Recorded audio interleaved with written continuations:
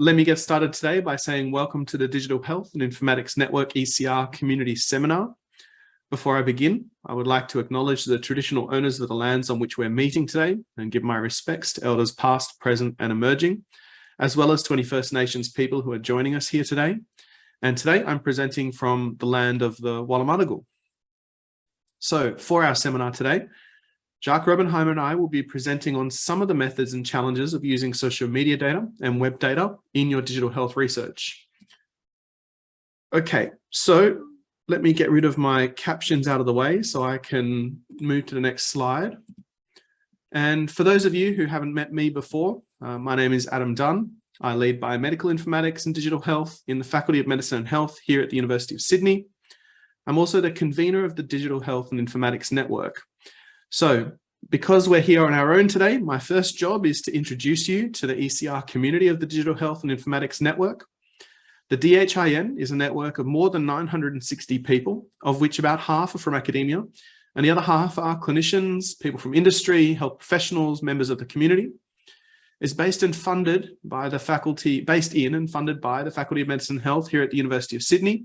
So a substantial proportion of the activities that we do are based around the faculty. But of course, the network extends across New South Wales, Australia, and even internationally. We also run Digital Health Week at the start of every year. It's co-hosted here at Sydney and at the University of Melbourne, and with an organising committee across several other universities as well. So make sure you get your abstracts in for Digital Health Week for that conference.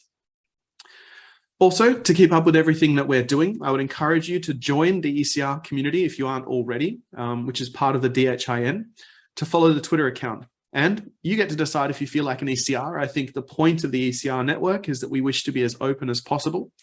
However, we also have many in-person events that are held on campus in Camperdown. Okay, so I am going to stop sharing for now, and we'll get started with the seminar proper. So it's my pleasure today to introduce you to Dr. Jacques Robenheimer, who's a Senior Research Fellow in Biomedical Informatics and Digital Health. Jacques has a background in biostatistics as well as in the analysis of big data sets. And I happen to know that he's also recently produced some really nice work using data from web searches as well. So for today, Jacques is going to talk for about 20 minutes. Then you get me for about 15 or so minutes.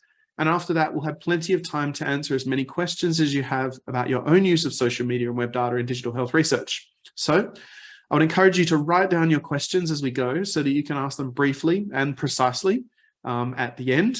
And you can do that via the Q&A function in the webinar. But for now, let me hand over to Jacques to start us off. Thanks, Jacques. You're on mute, Jacques.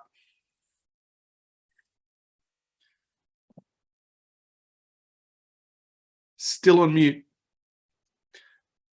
There we are. That should work. All right, sorry about that. And it looks like my slides are up. So thank you everyone for coming. I think what I want to present for today's session is not a general overview of using social media data for research, but pretty much just my story, because I think I'm not quite qualified to present a large overview. I remember when I was in year 12 at school, I decided to take up gymnastics, which was a bit late. And I had the experience of having the gymnastics trainer call me up to demonstrate something when he wanted to show the rest of the group how it should not be done. And I sometimes think that's my perspective on social media. I definitely am not in the position to give a broad overview, but I will relate some of the experiences that I've had. And I'll speak specifically about using search data and social media data. And I'll just touch on some other big data sources that are out there just to try and broaden the horizon a bit beyond my own experience. And the brief is that we discuss what the skills, the challenges are, and what perhaps the ethical issues are around working with this data. And what I want to do as I go through this is I want to actually try and weave those through everything that I present. So I won't treat them as separate topics, but I will, as I go through the topics that I present, touch on each of those.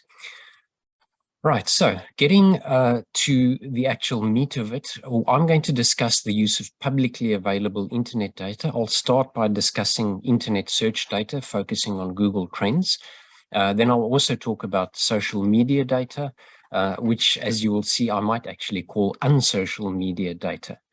So let's start with the Google Trends data. So if I were to ask you, what is the #1 internet activity? What is things people do most? Technically, the people who track it tell us that actually sending email is the #1 activity. But if you think of things people do in browsers, the #1 activity is that people search for things, and most of them use Google. So Google has the worldwide market on search, which I'm sure I don't need to tell you. They handle about 8.5 billion searches a day worldwide, which is over 3 trillion in a year. So that's a large amount of data. Specifically for Australia, they handle about 90% of all Australian searches. So when we get to asking the question about why do we do research with Google Trends, I don't know if any of you will recognize this motley crew, but these are actually the Mallory and Irvine Everest expedition explorers. So that's their expedition photo. And George Mallory famously, when he was asked why climb Mount Everest, he said, because it's there. And I sometimes think researchers have that same approach to Google Trends data. They think, well, we can use the data. It's easy. It's free to get. It's quick, and we can get a publication out of that. And that's probably not why we should be using these data. So the real motive, I think, behind trying to use this data is that people use Google not just to search for things, but as an expression of searching. So if you want a good bedside read, get this book, Everybody Lies, by Steven Davidowitz. And what he expresses there is that what people search for is actually an expression of their desires, their wants, and their beliefs. Sometimes it's quite trivial. Other times it's quite revealing what people search for. And if we start looking at what people search for, we can try and discern certain trends and patterns.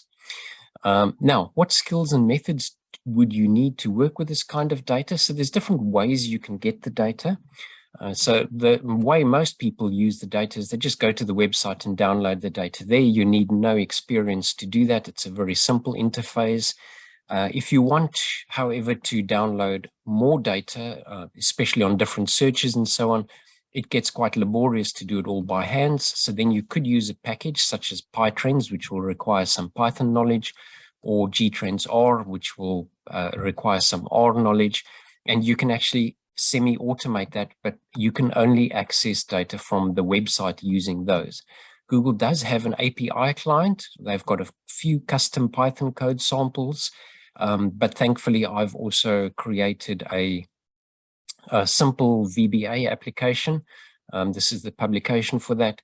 It runs in Excel and actually allows you to point and click and download large volumes of data. So I've kind of used some of those skills to bring that into the realm of people who don't necessarily know the coding, but still want to get hold of the data. So what are some of the challenges we have?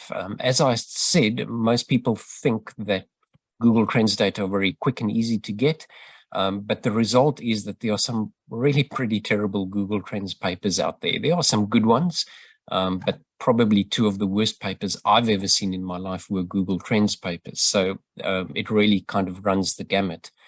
And the big problem is that many researchers don't really understand the data correctly. I'll touch on that in a future slide, but one of the areas where that is very evident is the area of sampling, which is where I've been doing a fair amount of work.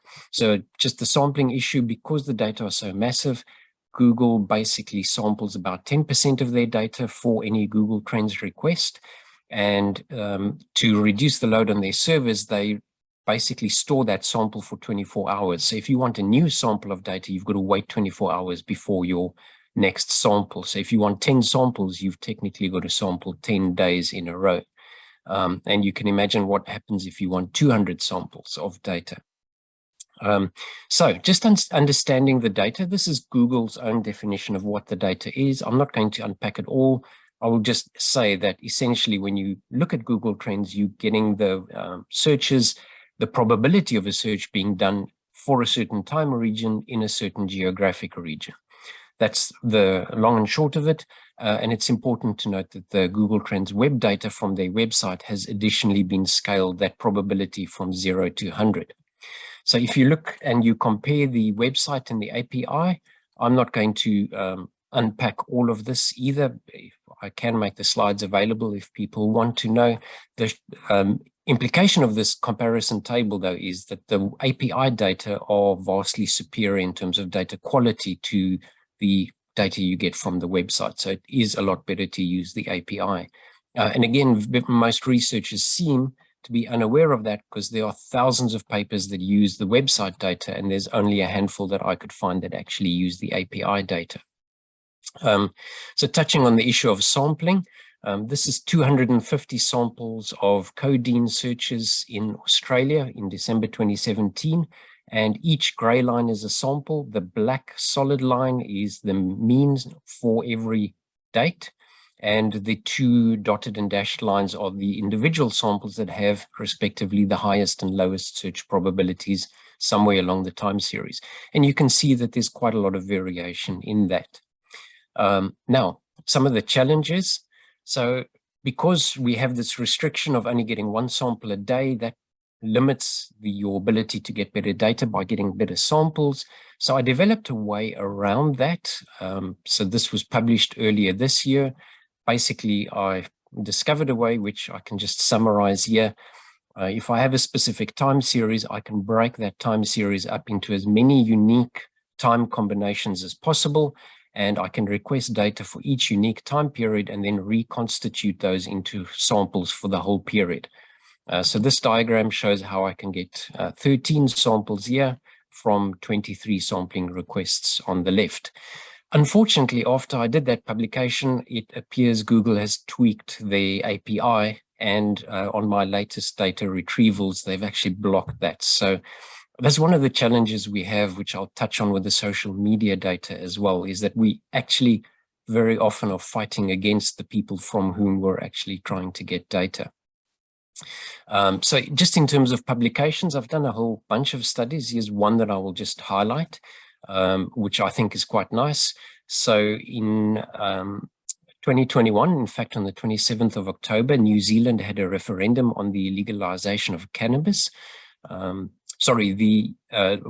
The referendum was the 17th. We submitted this paper to the journal on the 27th of October, which is noteworthy because the preliminary referendum results were released on the 30th, 3 days after we submitted our paper, and the final results on the 6th of November.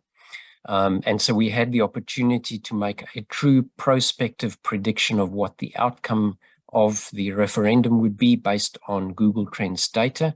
And with some of our data sources, we were actually able to get into a range of 2 percentage points of the actual outcome, which I think was quite good. So that was quite a nice paper. It didn't work for all the data sources, so there's more work to be done in this area. And for this particular paper, I used the PyTrends package and then my VBA application. So I'm going to move on to social media and just look at one or two things there. So in my first forays into social media data, I started using a subscription to a service called Crimson Hexagon, which was a social media analysis platform developed from the work of Gary King of Harvard. He was one of the pioneers of social media research. And this seemed to me like a reasonably intuitive approach because they had a code-free user interface that you could query various social media platforms with. They had their own archive of over 1 trillion social media posts. And they even had a machine learning tool that you could train using click and drag classification. However, I soon realized that if you want to do large volumes of work, you would have to get to use their API as well. So we were back to doing some Python coding to get that done. I also learned how to do some of that API coding using SAS. So you aren't necessarily restricted to Python. However, as time went on, Crimson Hexagon merged with Brandwatch, and their prices on the annual subscriptions rose very sharply. So whereas I used to think these platforms were the way to go because it meant we don't have to reinvent the wheel, I realized that the commercial interests embedded in these companies is actually counterproductive for the kind of research we're doing. And I think that is a principle that applies to most social media data, because it's generally not in a social media platform's financial interests to have researchers digging too deep in their data. So what are the kinds of studies we did with this? We did a similar study on the New Zealand cannabis referendum. This one was done with Benjamin Reardon, who was at Sydney. He's at La Trobe at the moment. And we used Crimson Hexagon to access Twitter data, and we built a little shiny app where people can actually visualize the data and look at the sentiment leading up to the referendum. We also did a couple of studies with Benjamin's US collaborators looking at alcohol-related drinking patterns in the US. So there are a couple of publications out about that. I'm, for the sake of time, not going to dig into the details of each publication. In terms of Twitter, just one or two things. So Twitter, well, as you can imagine, I don't have access to Crimson Hexagon anymore, but Twitter has released what they call their Developer API version 2, which has got very extensive academic research allowances. So doing social media analysis using Twitter has actually improved a lot over the time since I started up to now. Again, it requires a lot of Python coding, although there is a very nice package called Talk2, which does have very good examples and makes it actually pretty easy to get into. There's also a very nice tutorial on the internet, the Introduction to Cultural Analytics and Python, which is part Python tutorial, part social media analysis tutorial, and takes you from the beginning through to the end of a sort of test case study. So it's pretty good to look at. In terms of ethics, that particular learning module also has a specific section on ethics, and you can also look at this white paper on social media data ethics. Researchers have started thinking a little bit differently about the ethical issues, and I think that's good progress. Initially, the feeling was sort of, well, it's all public media, it's all public domain data, or the social media data that people have released, because most of these tools don't actually let you access social media data that has been marked as private. So it's all public domain data, and therefore you are free of ethical restrictions. And the latest thinking, well, it's not that recent, but researchers started realizing, well, it's not as simple as that. We do still have certain ethical obligations to fulfill if we want to work with these kind of data. So it's important to think about those ethical considerations before you launch out on your study. So just one more thing, and this touches back on the issue of financial interests. I was actually set to get into working with CrowdTangle to focus more on Facebook data. Specifically, the Crimson Hexagon tool we had, they actually split up their services so that initially you could get any data from any social media platform.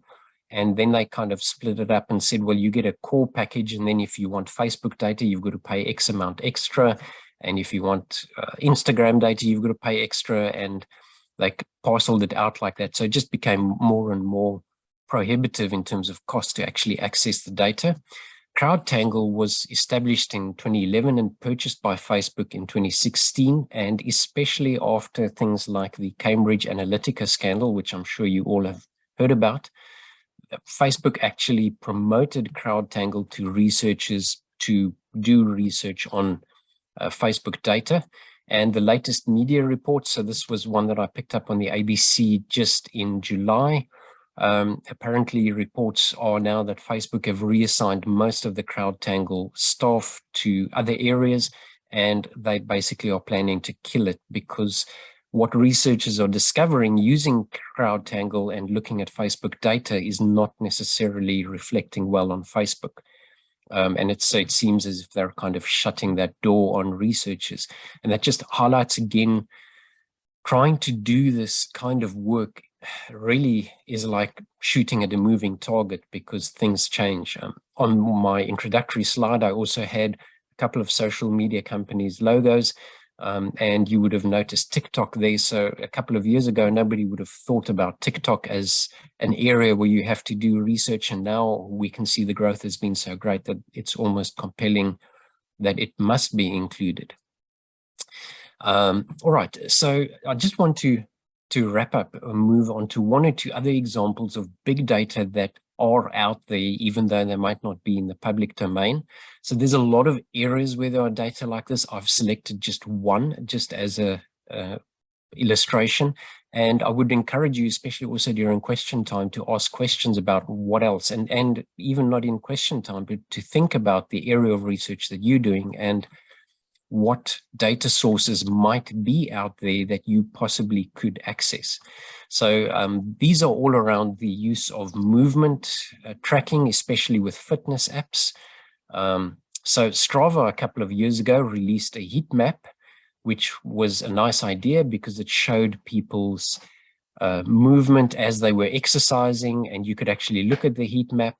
So this is what the heat map looks like. This is actually Sydney, and it was just last weekend, the Sydney Marathon and half marathon and bridge walk and family fun run, a 10K run. So there was a lot of activity.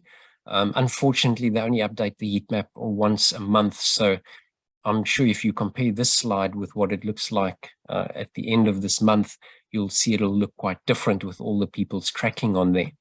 However, a security researcher from Australia found that he could look at the Strava heat map for places like Syria, and lo and behold, he discovered where the American bases were, because all the American troops were wearing their fitness watches while they were training, and you could actually go on the heat map and see the outline of the bases. So nobody thought about that as an implication of using the heat map. Strava have, of course, beefed up the security on this and tried to address some of those problems. But this heat map or the Strava movement data, for example, has been shared with the London municipal authorities to help them manage their traffic. So there are real world applications of using these kinds of data. This is just the link for that article about the researcher who discovered the US bases on the heat map. So another area is MyFitnessPal, which has a very good diet logging feature. And if you just did a search, for example, on Google Scholar for MyFitnessPal, you'd see there are literally thousands of studies where researchers have actually asked their participants to log what they're eating on MyFitnessPal, download the data and share it with their researchers, which is perfectly legal to do. And so long as the researchers are consenting and downloading their own data, it's pretty fine. And there's some really fascinating research coming out from that. And Garmin released a couple of reports. You might have seen these at the beginning of the pandemic about how the pandemic changed people's activity. So, for example, they found that in terms of logging the total steps, this is a comparison of April 2020 to April 2019, people's movement went down quite a lot, but at the same time, there was an increase in exercise-related activity. So people were compensating for that by doing exercise while they were in lockdown. Of course, this is a biased sample because people with fitness trackers like Garmin watches probably are going to be the ones who are more likely to do exercise during lockdown. And a person has to bear those kinds of biases in mind when working with any kind of social media data. All right. So what are the challenges with using these other kinds of data? Well, accessing the data is more complicated than social media data. There are additional ethical considerations, and of course, the commercial interests are always present. So that's pretty much what I've gone through. I'd just like to acknowledge Nick Buckley's support for this. He's my direct boss at the University of Sydney, and he supported me in a lot of this work. So thanks to him for that. Also, my other research colleagues who've all contributed to this. Google and Twitter for the tools that I was able to use. And also One Small Step Collective, who are located in Melbourne, who helped me a lot with the initial stages of Crimson Hexagon. So that's all I've got to say for now. I'll be passing it to Adam, and hopefully this is the beginning of your own foray into using social media data. Thanks, Jack. That was great. And there will be a lot of themes that are matching between what you've just said and some of the things that I'll be talking about in my section as well, including sampling biases, privacy and issues with consent, and so on. So we already have one question in the question and answer section. We'll address all of these after I finish my presentation, which will be about 15 minutes long. But please feel free to add your questions into the question and answer now, and we'll attempt to get them in order as we go ahead. So give me a second as I attempt to share my screen again, and then I'll get started on my part of the talk today. So let me start by saying that often when we start seminars and lectures in medicine, we're often asked to disclose any conflicts of interest. So I've included mine here today, but I also think they give you an idea of the kind of areas where I've been working for a long time. What I should have mentioned on here is that I often get invited to special meetings and sometimes some fancy dinners, which I decline from Meta / Facebook. So I probably won't comment on any of the things that they're attempting to do in Meta at the moment. But that's one of the conflicts of interest that I haven't really listed, although I don't think it counts as a financial conflict of interest. So while you read through those, I'll explain what I'm planning to do in the next 15 minutes or so. I'm going to start by explaining where most of the data-driven social media research is, why it's very limited in how it can be used to inform policy and practice. Then I'm going to go through 3 examples from my research teams to illustrate some study designs that address these limitations. Each of the designs have their own advantages and disadvantages, but we'll progressively get closer to what I think are some of the most powerful studies for informing practice. So, in my mind, this is the biggest problem that we have with social media research right now. Teams with expertise in very specific areas, such as physics or computer science, manage to publish studies that people don't read properly and assume the conclusions are correct and appropriate. So I'll use examples throughout from my area of research, which is about misinformation and vaccination. So here on the left, we have an example of an article that was published in American Journal of Public Health in 2018. It has 826 citations. They conclude that bots and trolls are eroding public consensus on vaccination on Twitter. But the problem is they don't actually measure that at all. They use a relatively small biased sample of tweets and compare it to another biased sample of tweets and never measure whether those tweets are actually seen by people or if they have the potential to impact on public consensus on vaccination. My team have since shown that seeing these kinds of tweets posted by bots and trolls is extremely rare, and that the conclusion they made here in this sentence is unfounded. On the right, we have something similar. This was a paper that was published in Nature. It samples Facebook groups that are explicitly about vaccination. So only those groups for which the main theme or title of the group or page is about vaccination. So across a relatively tiny number of vaccine-specific groups, just hundreds of them, I think around 700 or so, with what is a tiny proportion of Facebook users, and where mainstream news, public health organizations, celebrities, other kinds of pages and groups are all excluded from their analysis. They then claim that anti-vaccination views will dominate in a decade. They never measured people's views. They just compared the people who joined vaccination-specific pages to people who joined other vaccination-specific pages, not necessarily representative of any population, and they never actually measured their views on vaccination, only who joined those groups. So the problem is that each of these studies generate thousands of news articles where these conclusions that they make, whether or not they're speculative or shouldn't have been included at all, are just passed on. And the thing that they have in common is that they sample from social media data badly, and they're disconnected from reliable outcome measures about attitudes, behaviors, or health outcomes. So I think the key to solving this issue is multidisciplinary research. This is exactly the kind of research that people do in digital health. It's exactly the kinds of things that we are all good at as members of the Digital Health and Informatics Network ECR community. So we've seen a couple of examples of studies that examine content and group membership that sit on this very far left over here in this content section. And then on the very far right in blue, we have the vast literature that comes from places like social psychology, from health behaviors, and from communications.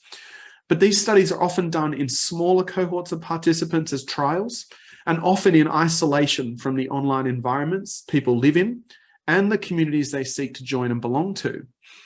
Only a small handful of studies manage to connect across this complete spectrum between social media and web data that we can access at scale using our APIs, through to who sees that content, the ways they engage with that content, and then those proper health outcome measures that we're actually interested in. So while this is an example from my area of research, looking at how people engage with evidence and information online, and how it may or may not influence their behaviors and health outcomes, I suspect the same sort of lesson applies to many, many other application domains where social media data are being used in health. And today, I'm hoping to show you a few ways that you can solve this problem in your own research. So here's the first of 3 examples of research that my teams have worked on. This work predates the 2 studies with the flawed conclusions that I described on the previous slide. But we don't get as many citations because we don't attempt to draw kind of ridiculous conclusions, and we use much more robust methods of sampling and linking to real outcomes. In this example from 2017, we extracted 2 kinds of data from Twitter. The first was every tweet that mentioned anything about HPV vaccines over a couple of years. The second was a random sample of around 50,000 active Twitter users who had enough information on their biographies or their user profiles to be able to locate them at the state or county level in the United States. The key difference here is that we weren't sampling tweets and assuming they represented a population's views.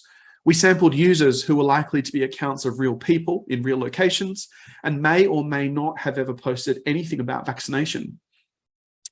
So back then, from 2014 through 2016, this kind of sampling required us setting up machines to constantly monitor and save tweets over the entire 2-year period. It was kind of a challenge. These days, the Twitter API, as Jacques mentioned, makes it much, much easier for us to do academic research. And this new Twitter API now makes it very, very simple. I'm hoping and I'm expecting you to ask me questions about informed consent and participation and public data and expectations of privacy in these sets of data as well. So feel free to ask any of those questions later. All right. So we had this nice sample of 50,000 people in the United States, and we knew approximately where they lived. So the next step was to imagine the accounts they followed, to examine the accounts they followed. And then we used what was literally billions of follower connections to map out which tweets people in each state in the US were more likely to be exposed to. We then used an unsupervised machine learning method called topic modeling to group all of those millions and millions of tweets about HPV vaccines into a set of about 30 topics. And then we use differences in topic exposure at the state level to model state level HPV vaccine coverage in teens. And we actually did 4 models. One was for 1 dose, one was for 3 doses, one was in females and males, which was how the survey in the United States was produced. What we found was that states that had lower rates of HPV vaccine coverage were also the same states where vaccine critical topics, anti-vaccine topics, were more heavily featured in the information diets of the Twitter users that we sampled from those states. We also showed that models that accounted for information exposure, topic exposure, were actually better at modeling vaccine coverage than things like models that were made up of things like insurance, education levels, income, and those kinds of demographic variables. So this is an ecological kind of study design where we compare population level measures with population level measures. And what we don't have is individual measures of those people that were included as inputs to match to outcomes. So this is obviously a limitation because we're constrained in terms of the types of conclusions that we can draw, and we can only really talk about correlations. We can build models at that level, but we don't have those individual links. However, this is a huge amount of work. We used extremely large sets of data and had to use some very big and expensive computers to do it. And because it connected to real world outcomes, I kind of feel like it should have been more important than the studies on bots and trolls and Facebook anti-vaccine groups that came later. Hopefully, more studies in the future will copy these methods. And in the last part of today, please feel free to ask me about the study that was featured in Science that used almost exactly the same methods as us to look at voting patterns, but didn't actually cite us. Okay, so here is another study design I wanted to show you that uses data from social media. It's actually Reddit in a more appropriate way to address questions that we struggle to address in social psychology and kinds of trials where we need to recruit people.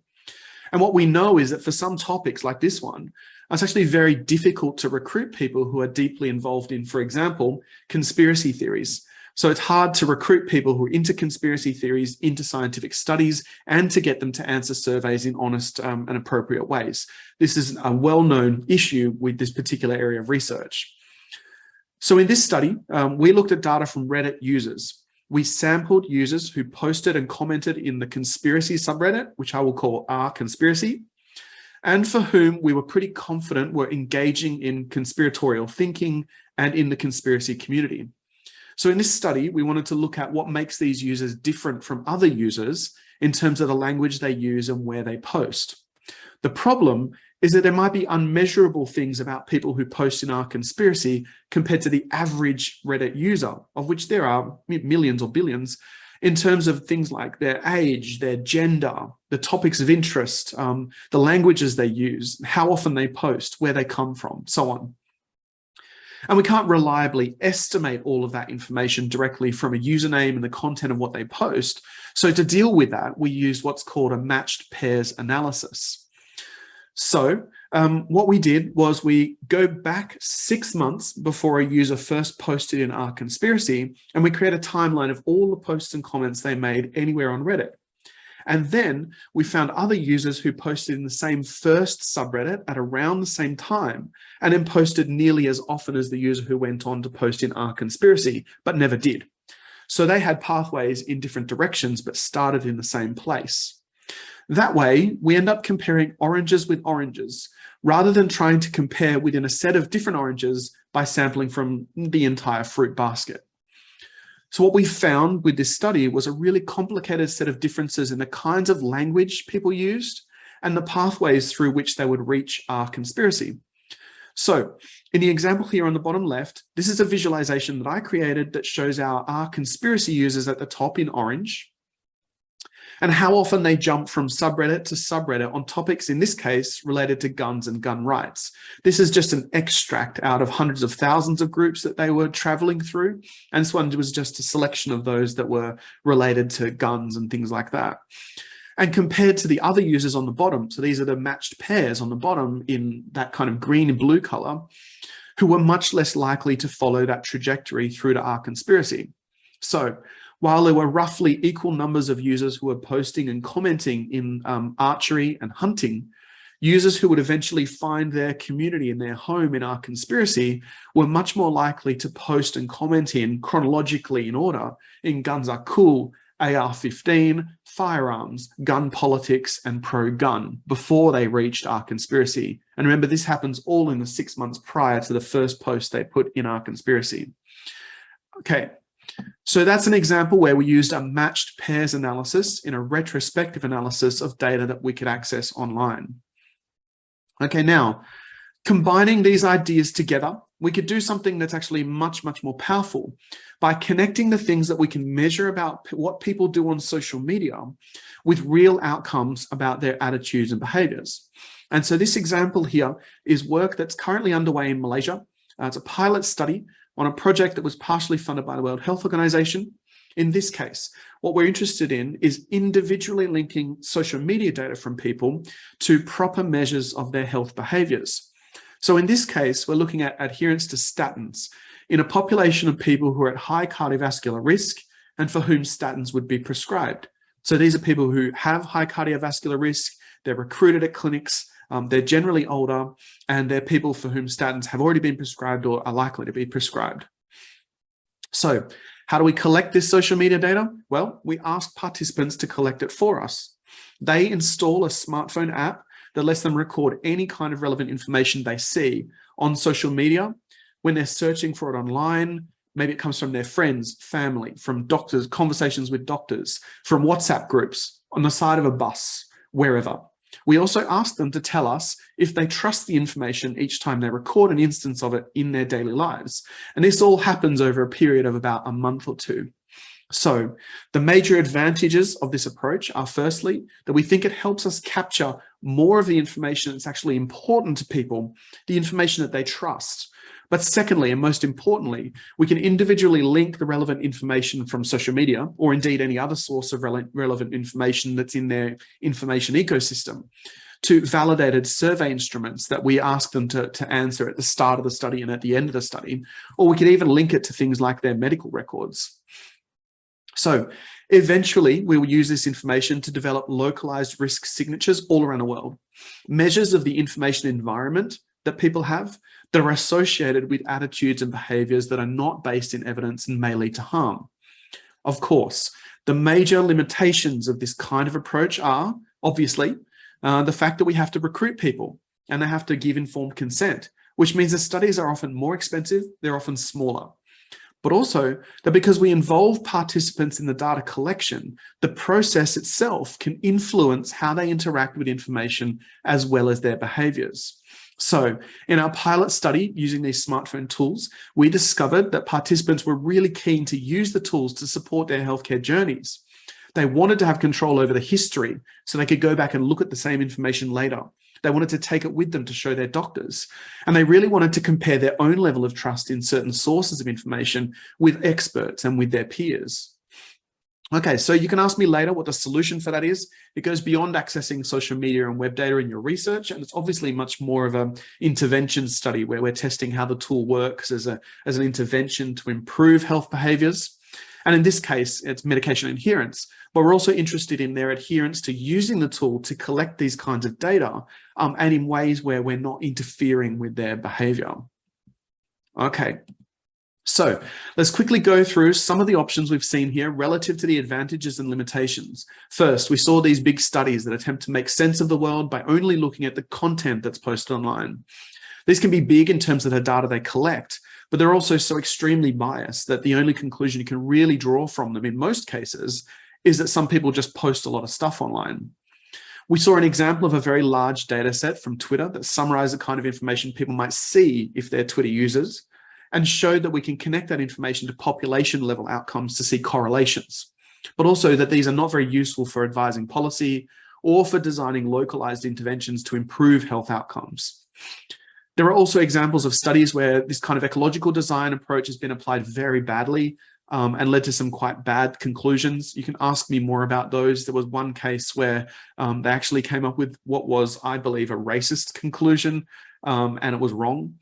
The smaller studies, 3 and 4 on this page here, are those that require informed consent and can be costly in terms of recruiting people. They have advantages in that we can recruit people that are relevant to the question we're asking, rather than just assuming people who post about something online make up the relevant population. And they're the most obvious way to properly connect social media and web data to real outcomes at the individual participant level. For example, you could recruit participants and ask them for permission to access their historical social media data in a retrospective analysis. Or you could recruit them and then monitor them, or ask them to monitor themselves in a prospective study design. Okay, so that's the summary. I'm going to stop there. This is just a list of the references for some of the studies that my teams have done in the past on social media data and using social media data. And what I'll do is I'll stop sharing now, and we will attempt to answer some of the questions, Jacques. So I don't know whether you've had a look at some of the questions, but I'll have a look at them and we'll see if we can do them one by one. How's that sound, Jacques? That sounds good. Yeah, I think I've got 2 brief questions, so I think you've got much more involved questions. I'll try and give you more time.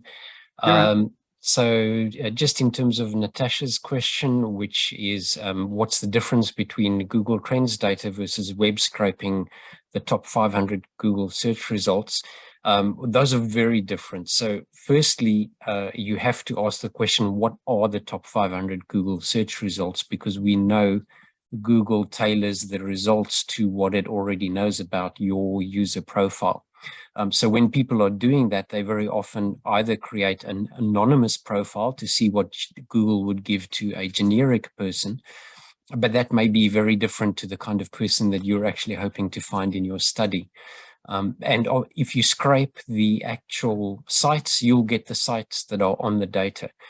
Whereas the Google Trends data really just tells you what people typed into the search box in the Google front page. But it does allow you to see whether the number of people searching for a particular topic has increased or decreased. One of the things that I have found is that Google searches are very media driven. So if something is all over the newspapers, people end up Googling it, and so you've really got to kind of account for that in the data. And just very quickly in terms of the ethics, I think actually I would just say, especially the fitness data, I think the simplest way to do that would actually be to look at some of the papers out there and how they navigated ethics. Essentially, the typical approach for that kind of thing, which I think Adam can address as well, is that you describe in your protocol that you are going to ask people to share their data with you and what you will do, how you will store the data and de-identify it. So it's actually not that difficult to navigate. I haven't really delved into that in the kinds of studies I've done, but Adam obviously has. So maybe, Adam, you could just pick that up and then address the other questions that have been asked specific to your studies. Sure. Yeah, so in terms of how do we address ethics for social media data, there's actually some really nice papers out there. I don't have the references on me right now that talk about how you might do this. Obviously, if you're recruiting participants and you're accessing or asking them for additional data that is not available online publicly, you need to go for what we would call here high-risk ethics. Because you're involving humans and you're involving data that is private. So that's the one end of it. On the other end of it, where we're talking about at scale social media data and web data, Jacques was right in his presentation. He said that because these data are publicly available, then you can get a waiver of ethics for these kinds of studies. However, you have to be very careful because there's an issue with the expectation of privacy in some of these areas. For example, on Facebook, there's not that much of there's a higher expectation of privacy compared to people who are on Twitter or Reddit. And the reason why is because on Twitter, people know that they can set their Twitter to be private or public. If it's set to public, then they know that the public, people who don't even have a Twitter account can easily just go and look at their Twitter profile. Same is true of Reddit. And people can, and there are always risks of re-identification, but that's kind of built into those platforms. When I have done work in the past on vaccination issues, because it's a relatively contentious issue, I often apply for ethics, low-risk ethics approval, regardless. So even if it's not required, I actually ask for the ethics committees to check and to give us low-risk ethics for the study anyway, just to sort of cover ourselves off on that. So that's in terms of answering the question on ethics. I'm sure I can go back and find those nice papers that discuss ethics later. So if you want to hear more, just email me and I can help with that. So Anastasia, I'll answer the question on which is the issue you highlight of non-citation of your work by a science paper and a challenge for us in academia. How can we standardize these publications for these online analyses to the same level we do with traditional research? That's a big question. I would love to be able to standardize the methods that we use in social media research. I think that's one important way that we can address the challenges that we face with the quality of social media research in the space at the moment. There are lots of papers that are published that are quite bad, honestly. And it's very hard for us to make sure that those are done properly before they get published and before the conclusions are kind of out there in the public domain. and peer reviewers don't always get it right. It's this kind of challenge with multidisciplinary research where, you know, if you get a bunch of computer science, I'm going to say this because I'm a computer scientist, a bunch of computer scientists doing computer science, and after they finish their work and they get it reviewed by a bunch of computer scientists, and unfortunately it doesn't actually ever get reviewed by people from, you know, public health or from epidemiology or from communications or from anywhere else.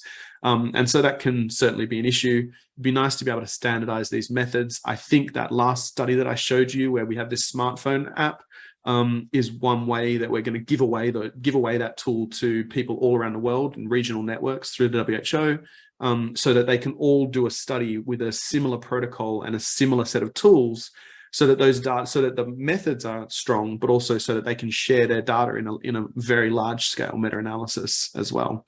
That was a very long answer to an important question. Unfortunately, there's much more to it, but we don't have time for that.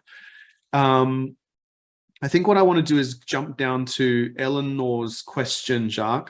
So I know that you're typing an answer, but I was hoping that you would give it the answer out loud instead. I started typing something in case we run out of time. So yes, Google Trends is a good way to do this, and it will be reliable simply because they have so much data. But the process isn't as simple as it seems. So I would almost say, if you want to reach out to me afterwards, I'm sure you'll find my email address, and I can illustrate. So I've been working with a doctor from the UK who's been looking at domestic violence related and facial trauma searches and trying to see whether they changed during lockdown. And probably the biggest challenge has been just figuring out what people actually would be searching for if they need help in that area. So it's a really involved process. I won't be able to do it justice in the time we have. The simple answer is yes, you can do it with Google Trends. The long answer is you're really going to have to think very hard and do a lot of work to get it done right. Good answer. Okay, so one more question that we have, and feel free to ask more questions. We probably have time for maybe one or two more, which I'll just pick out. Another question was, adherence and persistence is a major issue for using APPS or smartphone motivation without intervention by healthcare providers. How do you suggest to tackle? Adherence and persistence is indeed a major issue, but let's go back to this idea of how do we use social media and web data appropriately. One of the things that I didn't talk about, but is actually relevant across this full spectrum of research, is that users online are not the same as people. So my Twitter account may not be a good representation of who I am. My Reddit account or multiple Reddit accounts that I might hold may not be a good representation of who I am. And I might have several throwaway Reddit accounts for my particular interests as well. So for that reason, we have to be very careful about the understanding the quality of the data that we collect and understanding whether or not it represents a person. So for example, if we give someone a smartphone app and ask them to record information about the information sources they access, or we give them a fitness watch and ask them to record information about how many steps they take or how much food they eat, we can never really be entirely sure that the data that we're collecting from those people are reliable in a sense, right? So we need to make sure that the data collection, data acquisition methods are validated, checked, and that we're actually collecting them in the right way. As for how that might relate to interventions, I think that's probably a topic for another day, and not necessarily for one where we're talking about just making use of existing social media and web data. But very, very interesting question, and one that is very important in digital health, and hopefully we'll be able to do a lot more work in that space as well. All right, Jacques, I think you get the last words. Before I share my slide again and encourage and give everybody the QR code to join up. A quick summary. Well, just thank you everyone for listening, and I learned a lot from watching your presentation as well. So this has been very fascinating for me too, and I would just encourage anyone, this is a very interesting, very novel field of research.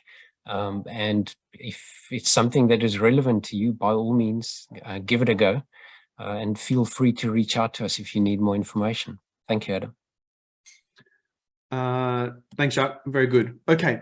Again, my last reminder.